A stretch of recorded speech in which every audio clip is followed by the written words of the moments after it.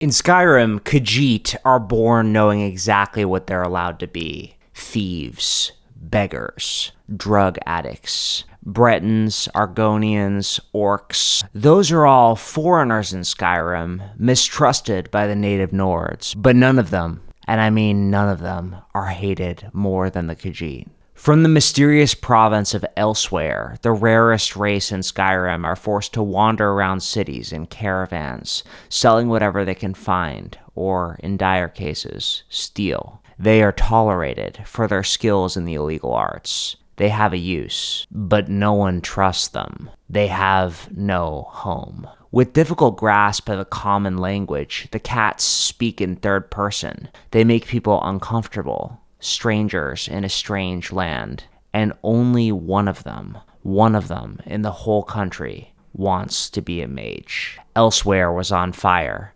Thalmor were everywhere. "Glory to the Thalmor!" they screamed. "Bask in glorious conquest!" J'zargo ran to find the rest of his litter, his brothers and sisters, but they were all dead. "J'zargo!" his mother screamed. She was on the last boat. Everything was burning.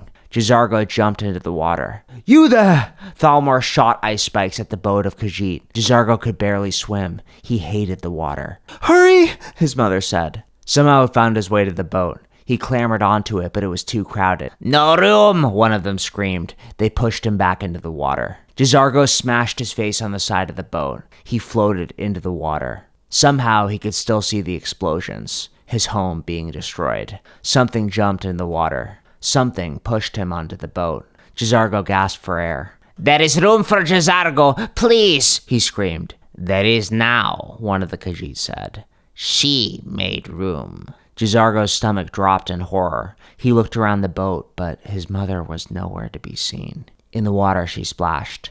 J'zargo went to jump, to find her. "Ha!" one of the Thalmor screamed. His ice spike pierced J'zargo's mother in the chest. J'zargo woke up with a pitcher of water to his face. He didn't know where he was, who was alive. But when he felt the chill and saw the shabby tent he was sleeping in, J'zargo remembered he was in Skyrim. "Mike has no patience for you. There is no time for you to waste." J'zargo nodded. Everything Mike, the liar, said was a lie. It was a curse of his. He felt Mike's hand in his pocket, rummaging around. "J'zargo advises you to remove your hand before J'zargo bites it off. Mike is amused you found him." J'zargo conjured some sparks in his hand. The magic lit up his eyes. He could find some time today to practice. Maybe. From the tent, Darjani shouted, "Enough with your useless magic. We have work to do." "Not useless.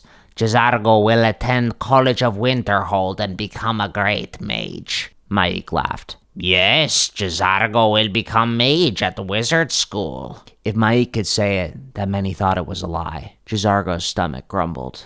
Darjani pointed at it. "Is J'zargo going to make food out of magic?" "J'zargo does not want to steal." J'zargo burned in rage. "Do we Khajiit have job opportunity Darjani not know about? For honest living?" Maik laughed. "Many opportunities." He was lying. 5 minutes, Darjani said, "and caravan will leave this place. Darjani does not have time for lollygagging." J'zargo hated her, but he always listened to Darjani.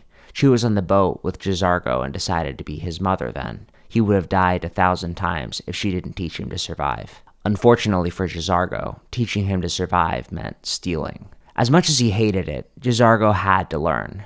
Maybe he could be a mage one day if he stole enough money. They were stealing from Maven Blackbriar's estate today, the richest woman in Skyrim. Maik was to cause a distraction, attracting attention to the guards. After, J'zargo and Darjani would sneak into the manor and steal as much gold as they could carry. Maik started screaming from the entrance. "Maik's leg! Maik's horribly injured leg!" J'zargo and Darjani snuck up the wall into the garden. "Why are we doing this? Tight security. J'zargo is too young to die." They snuck across the garden, past a guard struggling to stay awake. Darjani chuckled. "Caravan of 3 not strong enough to live. Hand to mouth. Need big target or Darjani and J'zargo starve." They snuck to the side of the house. J'zargo confused. Maven Blackbriar most loved citizen in Riften. many contingencies of disaster. Darjani wonders if Jazargo knows how Maven Blackbriar got his house. Lying,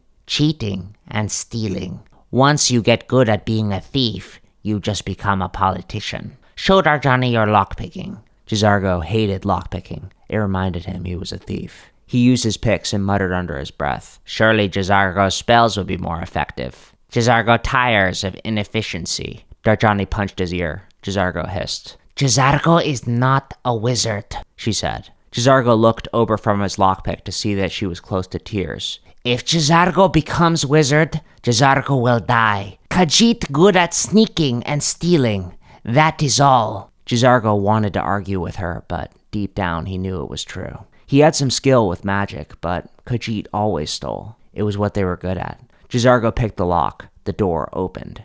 Darjani smiled. See? When they went into the room, the door closed. A voice boomed from the shadows. I don't see, actually. Jazargo didn't even have time to run before the room was flooded with guards. They had just gotten in here and they were already caught. A huge man with a club hit Darjani in the back of the head and put a chain around Jazargo's neck. Anyone fancy a rug? I hear Maven needs a new one. The guards laughed, a horrible laugh. Let Jazargo go, please, Darjani screamed. Funny. See how they talk with their own names? Smash. The thugs smashed Darjani's face in with a club. Jazargo screamed in agony, but it was too late.